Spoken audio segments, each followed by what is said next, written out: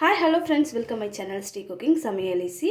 இன்றைக்கி நம்மளோட சேனலில் பார்த்திங்கன்னா பூண்டு பாவக்காய் வறுவல் தான். இது ரொம்பவே டிஃப்ரெண்ட்டாக இருக்கும். இதை நம்ம குழந்தைங்க சாப்பிட மாட்டேன்னு சொல்லும்போது இது மாதிரி நம்ம ஃப்ரை பண்ணி கொடுத்தா கண்டிப்பாக குழந்தைங்க ரொம்பவே விரும்பி சாப்பிடுவாங்க. நெக்ஸ்ட் டைம் நீங்கள் ட்ரை பண்ணும்போது அவங்களா எடுத்து சாப்பிடுவாங்க. அந்தளவுக்கு டேஸ்ட்டும் இருக்கும், ஃப்ளேவராக இருக்கும். ஸோ இந்த டிஃப்ரெண்ட்டான பூண்டு பாவக்காய் வறுவல் எப்படி செய்யலான்றதை வீடியோக்குள்ளே பார்த்து தெரிஞ்சுக்கோங்க. வாங்க வீடியோக்குள்ளே போயிடலாம். ஃப்ரெண்ட்ஸ், இன்றைக்கி பார்த்திங்கன்னா நான் அரை கிலோ பாவக்காய் எடுத்து நல்லா ஒரே ஷேப்பில் ரவுண்டாக இது மாதிரி கட் பண்ணி எடுத்திருக்கேன். ஸோ நீங்கள் க்யூப் சைஸ்லேயும் இது மாதிரி கட் பண்ணி எடுத்துக்கலாம். அதே மாதிரி இதோட சைஸ் பார்த்திங்கன்னா இந்த அளவுக்கு மெலிசா எல்லாமே ஒரே சைஸில் கட் பண்ணி எடுத்திருக்கேன்.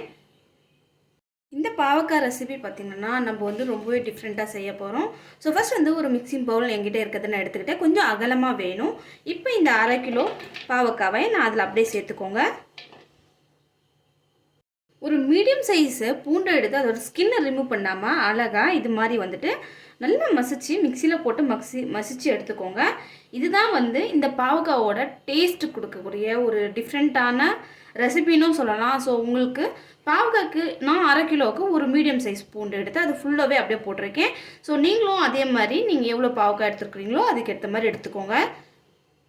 அடுத்து இதோட நம்ம பாவக்காய்க்கு தேவையான சால்ட் ஆட் பண்ணிக்கோங்க.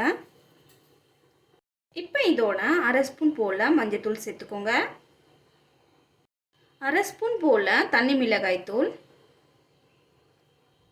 இப்போ நான் வீட்டில் அரைப்போம் இல்லையா குழம்பு மிளகாய் தூள், அது ஒரு ஸ்பூன் எடுத்திருக்கேன். இப்போ இதை அதோட சேர்த்துக்கோங்க. இதோட ஒரு டீஸ்பூன் அளவுக்கு சீரகம் எடுத்து அதை நல்லா கையில் நல்லா நுணுக்கிக்கோங்க. நீங்கள் மிக்சியில் பவுடர் சேர்த்துக்கிறதுனாலும் சேர்த்துக்கலாம். இது மாதிரி போட்டோம்னா ஃப்ளேவர் சூப்பராக இருக்கும். இது மாதிரி நல்லா நுணுக்கிக்கோங்க. நுணுக்கிட்டு அது மேலே அப்படியே தூவிக்கோங்க. இதோட ஒரு ஸ்பூன் போல் எண்ணெய் சேர்த்துக்கோங்க. இப்போ உங்கள் கையால் இல்லைன்னா ஒரு ஸ்பூன் வச்சு இதை நல்லா மிக்ஸ் பண்ணி கொடுங்க. கையால் மிக்ஸ் பண்ணிக்கோங்க. உங்களுக்கு எது கம்ஃபர்டபுளோ அது மாதிரி மிக்ஸ் பண்ணி கொடுத்துக்கோங்க. இதில் நம்ம வீட்டில் அரைச்ச குழம்பு மிளகாய் தூள், ரெட் சில்லி பவுடர் இதெல்லாம் சேர்த்து இது மாதிரி நல்லா மிக்ஸ் பண்ணிவிட்டு ஒரு அரை மணி நேரம் நம்ம அப்படியே வைக்க போகிறோம். அப்புறமா நம்ம இது லைட்டாக தான் ஃப்ரை பண்ண போகிறோம். குழந்தைங்களுக்கு ரொம்பவே சூப்பராக இருக்கும். குழந்தைங்க சாப்பிட மாட்டேன் அப்படின்னு சொல்லவே மாட்டாங்க. ஒரு டைம் கொடுத்தீங்கன்னா நெக்ஸ்ட் டைம் நீங்கள் பண்ணுறதுக்குள்ளேயே காலி ஆகிடும். அந்த அளவுக்கு இருக்கும். இது மாதிரி நல்லா மிக்ஸ் பண்ணி எடுத்துக்கோங்க. இதில் நம்ம பூண்டு சேர்த்துருக்கிறதுனால இந்த பாவக்காய்க்கு ஒரு சூப்பரான, அதாவது ரொம்பவே டிஃப்ரெண்ட்டான டேஸ்ட் கண்டிப்பாக கொடுக்கும். இதில் நம்ம வெங்காயம் தக்காளி எதுவுமே சேர்க்க போகிறதில்ல. ஸோ இது ஒரு அரை மணி நேரம் அப்படி இருக்கட்டும். ஒரு மூடி போட்டு இதை மூடி வச்சுருங்க. அரை மணி நேரம் கழிச்சு நம்ம என்ன பண்ணுறோன்னு பார்க்கலாம். இப்போ அரை மணி நேரம் ஆயிடுச்சு. இப்போ நல்லா இது நல்லா ஊறி இருக்கும் மசாலா உள்ள. இப்போ இதை எப்படி ஃப்ரை பண்ணலான்றதை பார்க்கலாம்.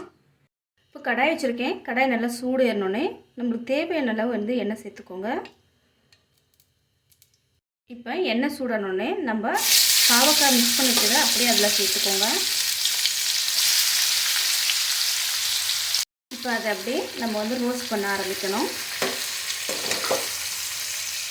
கொஞ்ச நேரம் விட்டு நம்ம இதை நல்லா ரோஸ்ட் பண்ணணும்.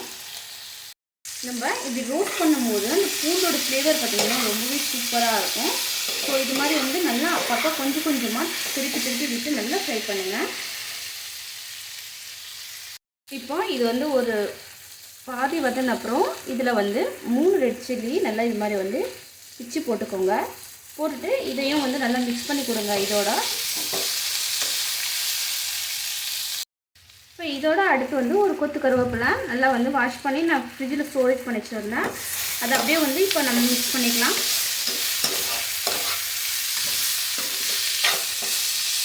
இந்த மாதிரி நம்ம கருவேப்பிலெல்லாம் போட்டு வதக்கும் போது நம்ம ஏற்கனவே செய்கிற பாவக்காய் பொரியலை விட இது ரொம்பவே டிஃப்ரெண்ட்டாக இருக்கும். ஃப்ளேவர் அட்டகாசமாக இருக்கும். இதை கண்டிப்பாக குழந்தைங்களுக்கு நம்ம கொடுத்தா உடனே சாப்பிடுவாங்க. அந்த அளவுக்கு இந்த டேஸ்ட் கண்டிப்பாக இருக்கும். இப்போது நம்மளோட சூப்பராக டேஸ்டியாக பூண்டு பாவக்காய் பொரியல் ரெடி ஆகிடுச்சு. ரொம்ப வாசனையும் அட்டகாசமாக இருக்குது. ஸோ கண்டிப்பாக இது மாதிரி ட்ரை பண்ணுங்கள். இப்போ நான் ஒரு பிளேட்டுக்கு சர்வ் பண்ணிக்கிறேன். அவ்வளோதான், நல்ல சுட ரொம்பவே டிஃப்ரெண்ட்டான பாவக்காய் பொரியல் ரெடி ஆகிடுச்சு. ஸோ கண்டிப்பாக இந்த வீடியோ உங்களுக்கு பிடிச்சிருக்கும்னு நம்புறேன். பிடிச்சிருந்தா என்னோட சேனலை சப்ஸ்கிரைப் பண்ணிக்கோங்க. நெக்ஸ்ட் ஒரு இன்ட்ரெஸ்டிங்கான வீடியோவோட உங்களை மீட் பண்ணுறேன். Take care. Bye-bye.